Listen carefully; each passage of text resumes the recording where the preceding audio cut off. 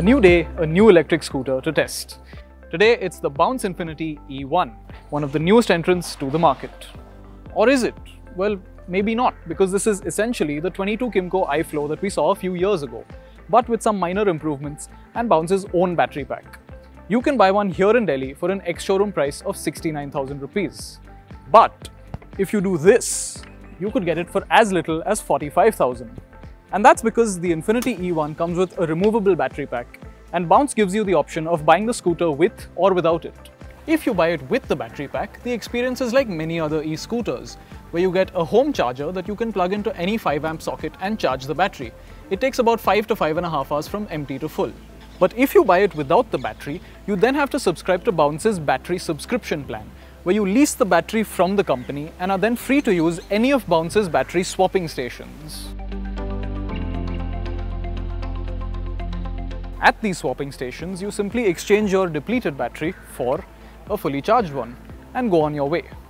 Now, this is interesting because it's about as close as an EV can come to the quickness with which you can fill up a petrol scooter. In fact, it might even be slightly quicker. And that's a big time saving because the average electric scooter takes a minimum of 4 hours to go from empty to full. So, is this the solution to all our EV problems? Well, maybe not. You see, if you buy the scooter without the battery at Rs 45,000, the subscription plan will cost you 1,250 rupees each month. But every time you swap for a fully charged battery, that'll cost you another 35 rupees. The E1 has a claimed range of 85 kilometers from its 2 kWh battery pack. But that's under test conditions and in eco mode. Our experience with EVs so far tells us that with this size of battery, the Bounce's real-world range will probably be closer to 60 to 65 kilometers. Which means if you live 10 kilometers from your office, you're going to need a swap every 3 days. With 9 swaps each month, your running costs for the scooter will be over 1,500 rupees each month, and that's quite a bit. Even at today's exorbitant petrol prices, it's possible that you won't make any savings on running costs compared to the average petrol-powered scooter. With the costs associated with such a usage cycle, in just 15 months' time, it will have made more sense to have just bought the scooter with the battery pack in the first place. Even if you make just one swap a month, you will still make up the cost difference in under 2 years. There's also the inescapable fact that this battery swapping solution will only truly be as seamless as petrol filling when swapping stations become as abundant as petrol pumps. And that's still some time away. Bounce hopes to set up a swapping infrastructure that can support 1 million of its e-scooters in the next 12 months, which is quite ambitious. To do this, it says it is aiming for roughly 300 swapping stations per city in its top 10 markets. So if you don't have a way of conveniently charging the battery at home, or if you're only going to be keeping the scooter for a very short period of time, then you might be better off with the subscription model. But if you do plan on keeping it for a while and using it for your daily commute, as I suspect most buyers will, then you're probably better off just paying for the battery upfront.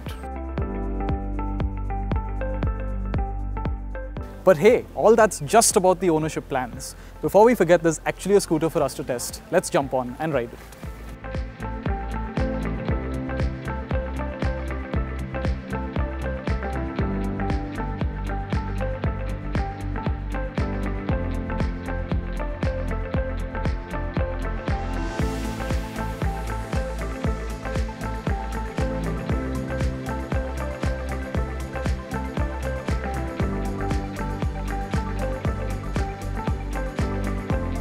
The spec sheet is fairly humble, so I didn't come into this ride with any lofty expectations. The BLDC hub motor has a peak output of 2.2 kW and a nominal output of 1.5 kW, which Bounce says is good enough for a top speed of 65 kph. What's a little more reasonable is the 85 Nm torque figure, and this being an electric, it's all available right from a standstill. And when you set off in sport mode, you do feel that instant electric torque. The scooter gets off the line with reasonable gusto and feels like it can carry its weight quite well, up to about 40 kph. Beyond this point though, the rate of acceleration trails off quite considerably, and it's a long journey from here to the indicated 65 kph top speed. The end result is that the E1 feels usable on smaller inner city roads, but use on larger and faster moving roads is best avoided. On the smaller intra-city highways you encounter in the metro cities, you can get by, but you're definitely going to be better off keeping to the left, out of everyone's way. Eco mode caps top speed at an indicated 40 kph, so this is something you'll want to use only if you're really running out of range. Speaking of range, Bounce claims real-world range figures of around 50 km in sport mode and 60 to 65 km in eco mode. While we didn't have a chance to run it dry during this brief ride, the E1 seemed on track to cover about 45 to 50 km, being ridden almost entirely in sport mode. What strikes you when riding the E1 is how light and manageable it feels. It gets a reverse mode, which is quite commendable at this price point, but truth be told, its 94 kg curb weight is very easy to handle, and the E1 is welcoming to new and inexperienced riders. And while its suspension certainly isn't plush, it does ride reasonably alright, which is more than can be said of some similarly priced competition. Bounce has given the Infiniti E1 quite a few features, many of which are usually seen only higher up the price charts.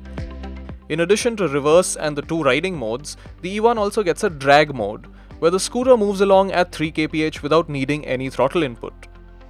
Bounce envisions this mode being used for applications like walking your scooter to a puncture repair shop, or in case you have a mechanical breakdown. The E1 also gets an anti-theft system, cruise control, and Bluetooth connectivity, plus a built-in eSIM, which allows you to track various aspects of the scooter and the battery, locate the vehicle, and geofence it. But where it blazes ahead of the competition in features, it does trail behind when it comes to under-seat storage. With the removable 2 kWh battery pack housed under the seat, there's very little room left for your knickknacks, and you'll only just about be able to squeeze in a small half-face helmet. If you're traveling with the supplied home charger, then even that might not be possible. Space being in short supply is a theme across the scooter. The E1 feels quite compact, definitely a size down on most petrol-powered scooters. The floorboard isn't the roomiest, and the handlebar will foul with the knees of shorter riders at full lock. So that's everything about the Bounce Infiniti E1 as things stand today. But the future holds quite a lot in store. Test rides are expected to begin in major cities soon after you watch this video, at which point Bounce will also begin accepting bookings for an amount of 10 to 15,000 rupees. It hopes to begin deliveries by early April, which is slightly delayed from its earlier claim of March. In Phase 1, the company aims to open 25 dealerships across the nation and set up roughly 300 swapping stations in each of the 10 largest cities. Services like roadside assistance and extended warranty will be offered, though their prices have not been finalized yet. Bounce also plans to offer a fast charger as an accessory to customers who buy the scooter with the battery pack, and the company claims a charging time of 2 hours with this charger, also from a 5-amp socket. The price for this fast charger is yet to be decided. The most noteworthy future plans, though, pertain to the battery pack. Bounce says that in just a few months' time, it will upgrade the existing 2 kWh battery pack to a larger 2.2 kWh design, which is still being validated. This means those buying the scooter in the initial period will lose out slightly. The company is also working on trying to accommodate another battery pack in the floorboard, either to supplement the underseat battery or to replace it. But considering the company's commitment to a swapping network, the supplementing option seems far more likely. Having spent the day riding the Infiniti E1, I can tell you that it makes for a fairly decent city commuter, with a rich features list and a reasonably good riding experience, so long as you're not spending too much time on a highway. Of course, matters like real-world range will have to be verified at a later stage, but this scooter's real USP is the flexibility that it offers in terms of charging options and ownership plans, as well as the commitment that Bounce is making to a swapping infrastructure.